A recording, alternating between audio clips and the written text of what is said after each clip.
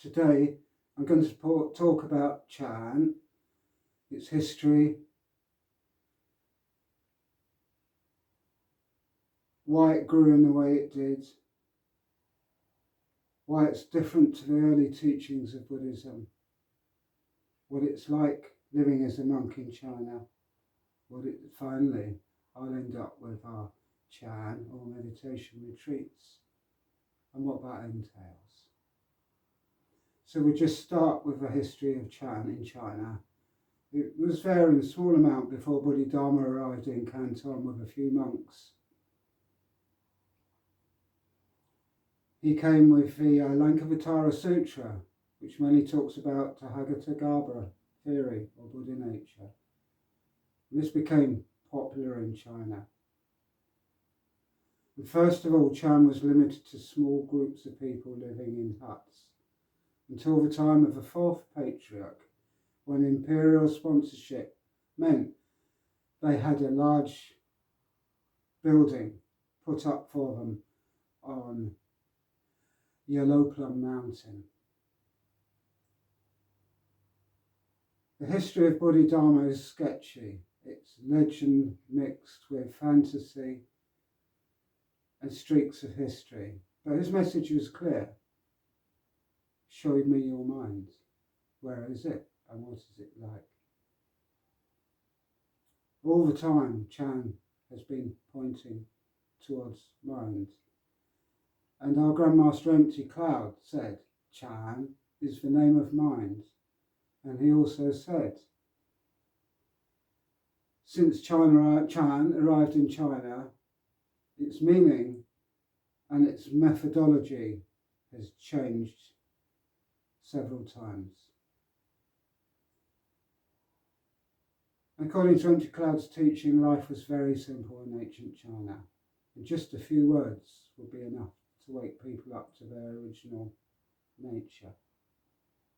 And he's famous for telling his student, Weika, show me your mind.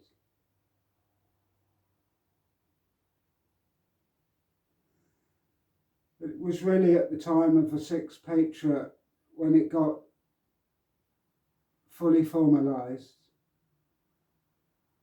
and the sixth patriarch sutra was written in China. It didn't come from India, and there were a couple of versions of it, and it looks like all the poetry was added later. And you'll see when you read it, there's a big Taoist input. In fact, that's one of the favourite things about Chan, is the early Taoist style poetry. It's just beautiful.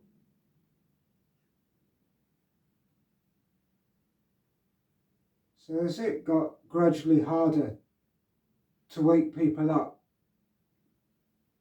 they started telling short stories, kongan, known as koans in Japanese. The most famous one perhaps in Japan, the beginner's koan. What is the sound of one hand clapping?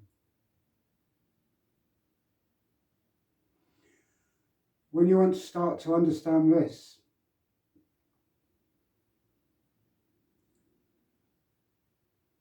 after doing some of the breathing exercises I indicated and the yoga stretching exercises, you start to approach getting the body ready for sitting still like this for long periods. That wasn't there in early Chan. Chan was not designed as a meditation school. It was seen very much as a way of life and a state of mind. The meditation techniques came later. And eventually they found the short stories didn't work very well either. They were being used incorrectly. Some people would just study all the words and know all of them by memory, but they have no idea about the meaning. So the new system of Hua Tao was developed about 1500 years ago. And the great proponent of this was Master Da Hui. He didn't start it, but he was in a position where he could give it a solid backing. And at that time, There were two main schools: sudden awakening and slow awakening. But they were different to the 5 schools of Chan. The 5 main schools were, I'll use the Japanese words that'd be more familiar to you: Soto, Rinzai, and there were 3 others, Obaku. These are only the 2, Rinzai and Soto, are prominent now. And in China, only the Rinzai or Linqi school is really strong with its methods. I was ordained into I've been ordained twice. First time into that larger Linqi lineage in Hong Kong, and second time there's also a smaller, newer version of Rinzai branch. I've been ordained into that as well. And a lot of people mistakenly think that these different schools are antagonistic towards each other and teaching differently, but no, it was just different masters and different monasteries in China teaching their own styles, and you still see that today. And it would be wrong to think of them as separate Buddhist sects. And in fact, when you go in Chinese monasteries, there are only a few that are really Chan meditation specialist monasteries. The rest of them, they mix all the traditions of Buddhism together under one roof, and may just have meditation for 1 week around the Chinese New Year.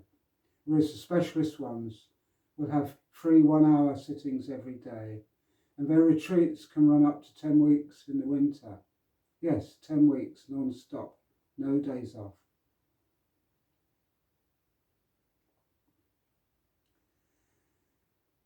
The other thing I haven't talked about is what we eat.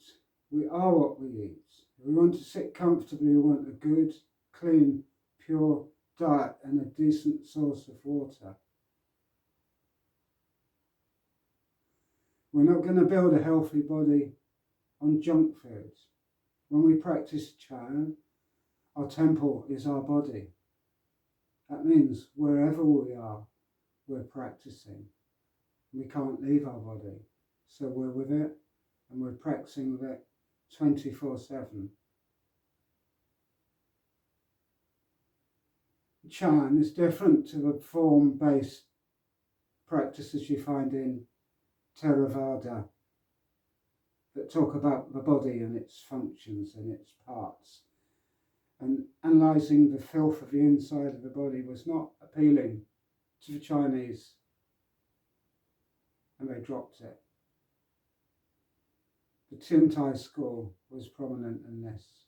And Master Chi Ai, the brilliant monk, one of the main monks of the Tiantai school, started to put down jhana practice, early jhana practice. And these Indian practice stopped around at the time of the third Chinese patriarch. At the time of Daoxin, the 4th patriarch, on Yellow Plum Mountain, people were doing Chinese practices. And the chanting was fully developed into the manual we have today, with excerpts from the sutras, long, powerful mantras, and prostrations taking refuge in the Buddha in front of the statue. But actually the Buddha didn't want statues of him. He didn't want anything written down, nor did he want any devotional practice. This is a hindrance to stream entrance, attachments to rites and rituals. Chan initially disparaged this, but now it's as full of them as any other school of Buddhism in China. The exceptions to this might be hermits. Usually people go to monasteries to train, and you learn a great deal very quickly. You'll find experienced teachers with time-tested methodology. After that, you need a period alone as a hermit The Buddha said, be an island unto yourself. A lot of monks will go and sit for 3 years alone, but some monasteries have retreat centres. So that's the background to the history of Zen, except to say what went wrong. Why did Buddhism change? Why did Mahayana Buddhism arise? This is a long, complicated puzzle that the academics are still working on.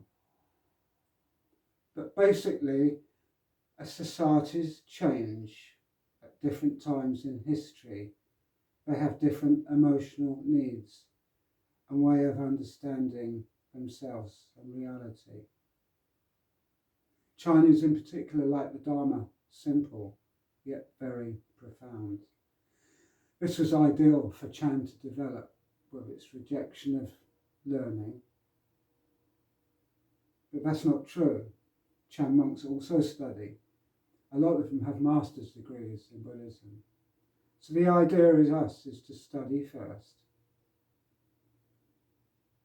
Once we've read them up and we know where to go in our minds, we put the books down and start to meditate. So 4 main sutras we need to read and understand before we start meditation. The Sarangama, which was probably also written in China, or at least heavily edited and changed. The Sutra of Complete Enlightenment, the Diamond Sutra, and the Sutra of the Six Patriarchs.